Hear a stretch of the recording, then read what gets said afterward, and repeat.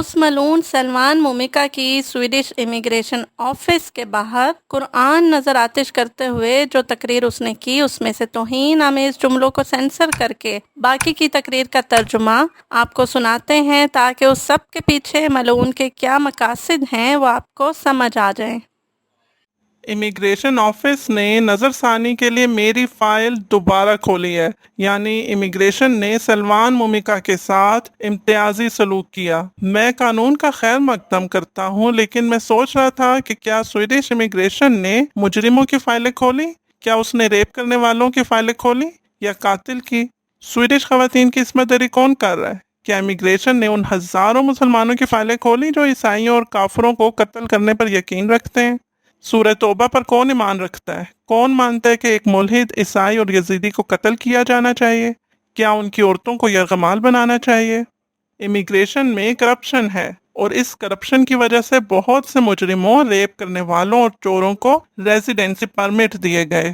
Immigration مجرموں اور قاتلوں کی طرف سے آنکھیں بند کیے ہوئے ہے، لیکن فائل کھلتی ہے سلمان مومکا کی، جو حقیقی معنوں میں پناہ گزین کا درجہ حاصل کرنے کا حقدار ہے۔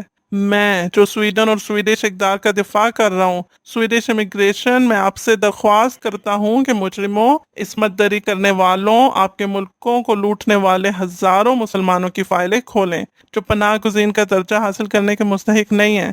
لہٰذا اگر وہ مسلمانوں کی فائلیں نہیں کھولتے تو میں ان پر مقدمہ کروں گا۔ میں سویڈش امیگریشن کے خلاف سویڈش عدالتوں میں مقدمہ کروں گا اور اس پر نسل پرستی کا الزام لگاؤں گا، اور میں امیگریشن سے مطالبہ کرتا ہوں کہ وہ میری فائل مقامی سویڈش افسر کے ہاتھ میں دے، نہ کہ کسی پناہ گزین یا مسلمان کے ہاتھ میں۔ میں نہیں چاہتا کہ کوئی مسلمان میری فائل کی تحقیقات کا ذمہ دار ہو، کیونکہ یقینی طور پر میرے خلاف سوچی سمجھی نفرت ہوگی۔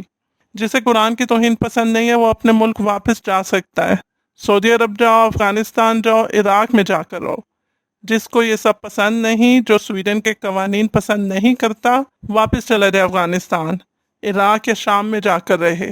اس ملک کا بیک گراؤنڈ عیسائی ہے اور قانون سیکولر ہے، یہاں اس کتاب کے لیے کوئی جگہ نہیں ہے۔ دہشت گردی کی اس کتاب کی سویڈن میں کوئی جگہ نہیں ہے۔ میں اس کتاب کو ہر روز پامال کروں گا۔ اگر تمہیں یہ پسند نہیں ہے تو اپنے ملک افغانستان، ایران، سعودیہ، عراق چلے جاؤ، اپنے ملک واپس جاؤ۔ یہ ایک عیسائی ملک ہے، عیسائی۔ میں یہاں ضم ہو گیا ہوں، میری ثقافت سویڈش ثقافت کے ساتھ مطابقت رکھتی ہے۔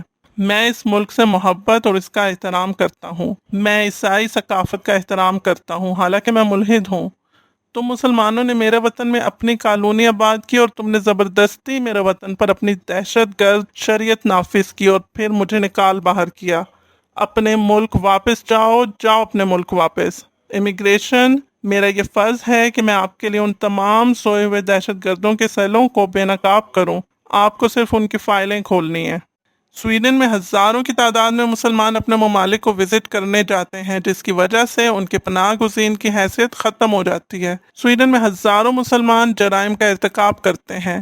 امیگریشن، تم میرے ساتھ امتیازی سلوک کر رہے ہو۔ امیگریشن، میں آپ کو اپنی زندگی اور حفاظت کے لیے جواب دہ ٹھہراتا ہوں، اور یہ سب گواہ ہیں۔ امیگریشن کی ان غلط پالیسیوں کی وجہ سے سویڈش لوگ آج اس کی قیمت ادا کر رہے ہیں۔ یہ سب ان پالیسیوں کی وجہ سے اور میگڈلینا اینڈرسن کی سیاست کی وجہ سے ہے۔ سویڈش پارلیمنٹ کو امیگریشن کے طریقوں کی تحقیقات کا آغاز کرنا چاہیے۔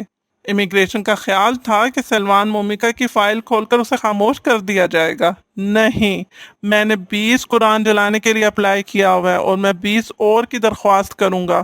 میں اپنے آئینی حق پر عمل کر رہا ہوں، تو مجھے خاموش نہیں کرا سکتے۔ تم سے زیادہ طاقتور بھی مجھے خاموش نہیں کرا سکتے۔ امیگریشن کو تمام مسلمانوں سے پوچھنا ہوگا، وہ ان کی فائلیں کھولیں اور ان سے پوچھیں کہ کیا وہ سورہ توبہ پر ایمان رکھتے ہیں یا نہیں۔ کیا تم ایمان رکھتے ہو کہ ان لوگوں پر عذاب ہے جنہوں نے اللہ اور اس کے رسول سے کفر کیا، اسے ٹکڑے ٹکڑے کر دیا جائے یا مار دیا جائے، یا ان کے ہاتھ اور پاؤں کاٹ دیے جائیں؟